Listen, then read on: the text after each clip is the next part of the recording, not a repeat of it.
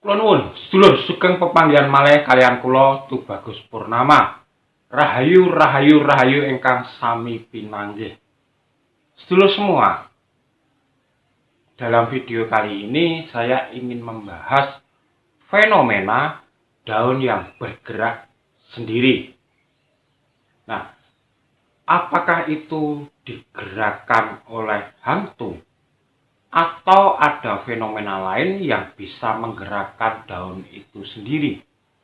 Tetapi, mengapa hanya daun itu sendiri yang bergerak, sementara yang lainnya tidak, dan terasa tidak ada angin? Jadi, kita coba mengungkap misterinya dari 3 sisi.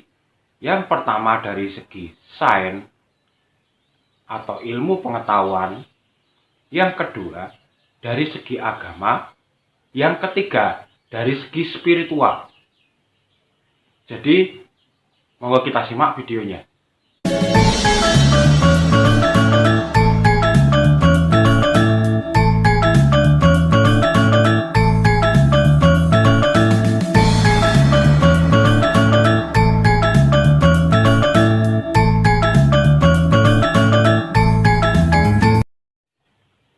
Baik sedulur, tentunya ada dari sebagian sedulur semua pemirsa YouTube yang pernah melihat kejadian daun bergerak sendiri.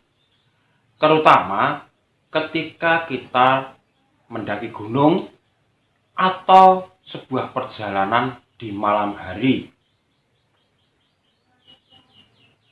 Daun yang bergerak sendiri itu apakah digerakkan oleh hantu? Atau sebetulnya energi apa yang bisa menggerakkan daun itu? Dan mengapa hanya daun itu sendiri yang bergerak secara konstan? Jadi untuk yang pertama, kita coba mengungkap secara ilmu pengetahuan. Nah, ilmu pengetahuan ini ditemukan oleh ilmuwan-ilmuwan Eropa dalam jurnal tahun 2001, yaitu tentang osilasi. Osilasi ini adalah gerakan secara periodik. Seperti kita ketahui bahwa energi itu sifatnya tidak dapat dimusnahkan, tetapi hanya bisa berubah bentuk. Nah, sedulur pasti pernah melihat jam berdetak. Itu adalah energi kinetik yang dihasilkan dari baterai atau power arus listrik yang bergerak ke motor-motor jam sehingga jam itu bisa bergerak secara konstan, kinetik. Kemudian, pernahkah panjenengan merasakan detak jantung? Jantung itu juga bergerak. Nah, sebuah gerakan itu tentunya ada pemicunya. Nah, pemicunya inilah yang disebut energi.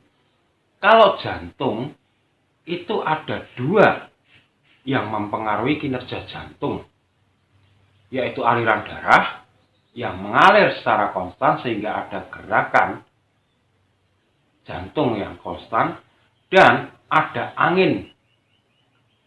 Leluhur kita dulu sering menyebut bahwa penyakit jantung koroner itu dengan istilah angin duduk.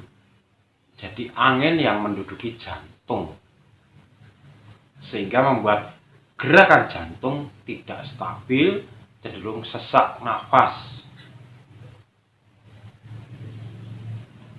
Oke, dari sini kita akan membahas sifat angin. Angin ini sifatnya bergerak dari tekanan tinggi ke tekanan rendah, atau bergerak dari suhu rendah ke suhu tinggi. sifat angin ini menyeimbangkan.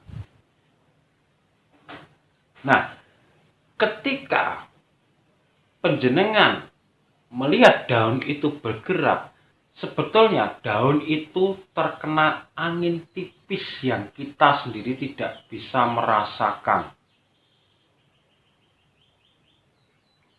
Sama seperti jantung kita di saat angin duduk. Seakan-akan tidak ada angin, tapi ternyata ada angin yang memicu gerakan dari jantung. Nah, inilah yang disebut osilasi. Angin tipis itu menyebabkan gerakan daun secara konstan dan periodik. Tetapi kita tidak dapat merasakannya. Nah, inilah alasan kenapa daun bisa bergerak sendiri secara sains atau ilmu pengetahuan.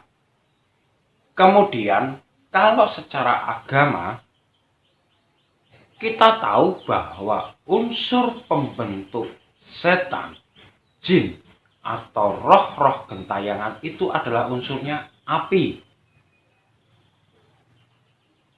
Dan sifat api itu harus ada O2, oksigen, harus ada bahan yang bisa terbakar, dan harus ada yang angin untuk mempertahankan lama tidaknya terbakarnya ini. Nah, ini digambarkan sebagai sifat setan. Nah, bagaimana kalau gerak periodik daun tadi tidak dipengaruhi oleh angin, tetapi dipengaruhi oleh sifat setan, api, yang mengeluarkan vibrasi sehingga menggerakkan daun? Itu juga bisa terjadi. Maka dari itu, dari segi agama, kemungkinan daun ini juga digerakkan oleh hantu atau jin atau setan. Karena sifat api itu yang mengeluarkan panas, sehingga panas itu berupa gelombang energi dan bisa menggerakkan daun. Oke, setelah dari segi ilmu pengetahuan dan dari segi agama, maka kita menginjak ke berikutnya dari segi spiritual. Segi spiritual akan menyebut daun yang bergerak itu berkomunikasi dengan kita. Karena secara spiritual kita itu mengeluarkan vibrasi dan energi ke alam. Nah, ketika energi vibrasi kita selaras dengan daun, maka daun itu bergerak.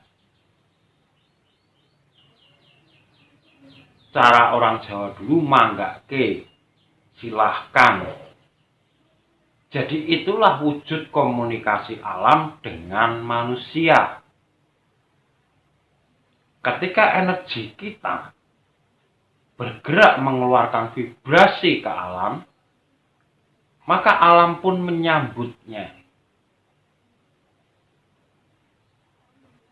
Nah, jadi daun yang bergerak itu memang ada 3 kemungkinan.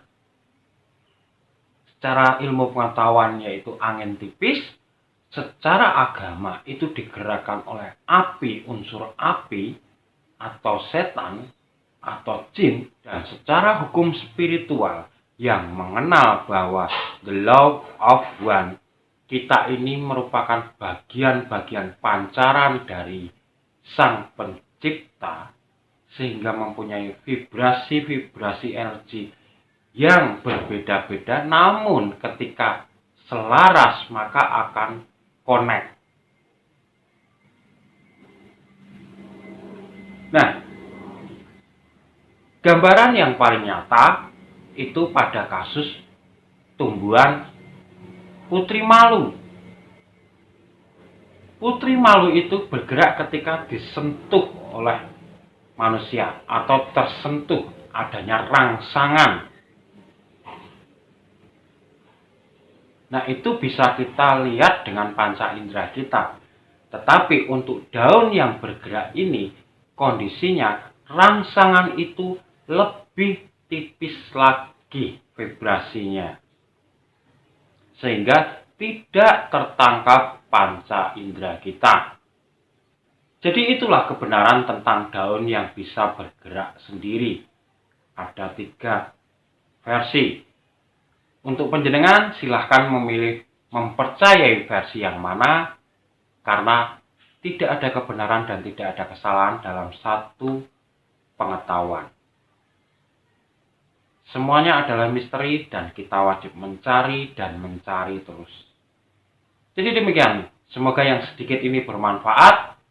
Dan akhir kata, saya Tubagus Purnama mengucapkan rahayu, rahayu, rahayu. Matur nuwun.